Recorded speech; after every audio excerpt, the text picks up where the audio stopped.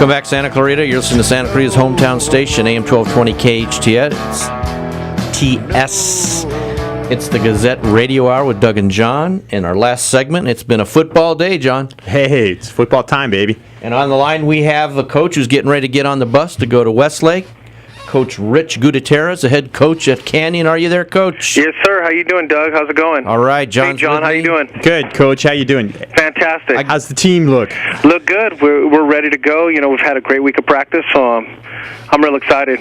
Coach, you know I got to ask this question, and I know everybody's been asking you, but, you know, I like to be a journalist. So everybody's known about Westlake and their problem and their suspensions. What's your outlook on it? And are you guys talking about it with your team, or just going plowing straight ahead? You know what? Initially, I think, we discussed it because, obviously the boys are going to talk about it amongst themselves. So I just thought, let's just bring it to light and just put it to rest because ultimately, Westlake's Westlake. They got a great team. And when it comes to teams, we just try to focus on ourselves and get stronger and go out there and perform. So we try to just completely take the distraction out of it. I like that. Most coaches would be like, well, of course we focus on our team. We don't talk about it. Yeah. That's an honest answer. You have to because people are going to understand it and people are going to hear about it. And you diffused it sounds like. You know what? You can't change anything. You don't know anything about it. It's not necessarily our scenario. And ultimately, when it comes to kids, we've just got to play football. We got to go out there and play mistake-free football. And it could be Westlake, it could be Clovis West, it could be Notre Dame. Whichever team we have, we just got to focus on what we're doing at the task at hand. So. Exactly. So, Coach, what are you looking at tonight? What's their strengths? What's their weaknesses? What are you concerned about? I think they're a great team. Westlake, they got a great quarterback. He's a young kid. Is Malik Henry. He's a sophomore. Coach Bankert is a fantastic coach. Obviously, he's been around for a number of years, so he prepares his teams really well.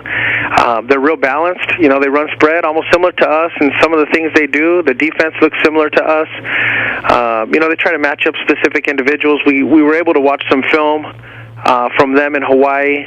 We actually were able to gather that and just see how they performed. They got talented athletes across the board, so it's a great game for us. Should be a good game. It is.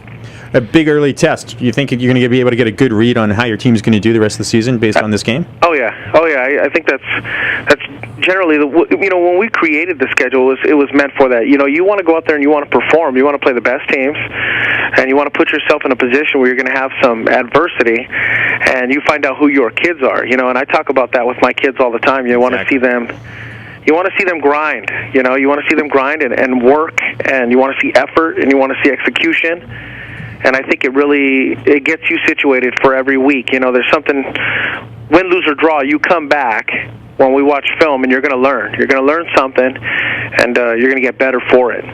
Hey, Coach Rich, you have some new assistant coaches this year, I believe? Yes, I do. Okay. Run that down for us. You know what, we had Coach Adams, actually. He was working, he was a defensive coordinator on our lower levels. He's actually, I brought him up to work D-line, and over the process of time, he's such a fantastic coach. So, elevated his stature, and he's running the defense now. And then Coach Fair is someone who's been around the program for quite some time. He was a previous head coach, and just a fantastic guy. And I can't lie, I'm slightly picky and probably somewhat controlling when it comes to people who are around us. So there's nothing wrong with that. No, not at all. It's but the way coaching is. You're always trying to find solutions, and there's a temperament thing that you want to make sure that you keep a good balance on, particularly when you're working with kids. And I feel blessed. I got some great guys that are working with the kids. They love what they're doing, and it only complements everyone that's around. And that's the ultimate goal, so I'm happy. Who's going to be calling the offensive plays for you? Coach Reinwald. Alex Reinwald, he's been doing it ever since him and I were on JV, which goes back a number of years.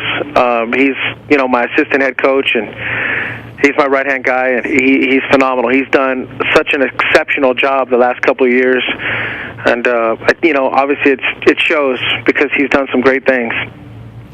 So what is your pregame ritual with the kids before you get on the bus? Do you all have a meal together, or how does that work? We do. We eat, it depends. If we're away, it's kind of different. We're going to eat right now at 2 o'clock, and we do a check. I have a bag check with them at 2:30. We go on the bus. We get there. We do walkthroughs. I kind of have it down to the minute, so the kids pretty much know my routine after a while. When we're home, we eat, and then we come spend some time here in my room, and we hang out for about an hour and a half, and then we have everything kind of situated down to the minute from then on out. I pretty much keep them with me all the time. It's, I love my kids. It's just one of the things that's important to me, and keeping their mind right, and just staying close. So, Coach, I got a question for you. As we sit here right now, you're about, 7 hours? Well, 2 to 7, 5 hours from game time? Uh-huh. Are you nervous? Do you have butterflies? No. I feel great. If you want the honest truth, I feel great. I feel relaxed. I think the thing is you know what?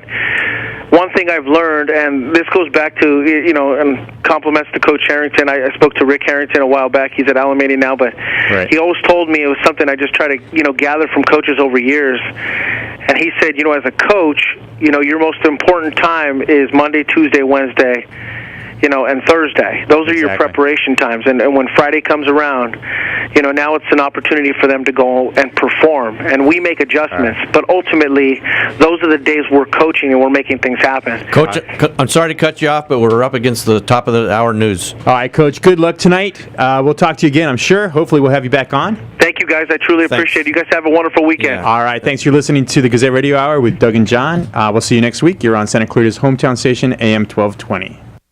The Powerhouse Fire continues to blaze, and 30 homes have been destroyed. What does the Tilted Kilt brand represent to you?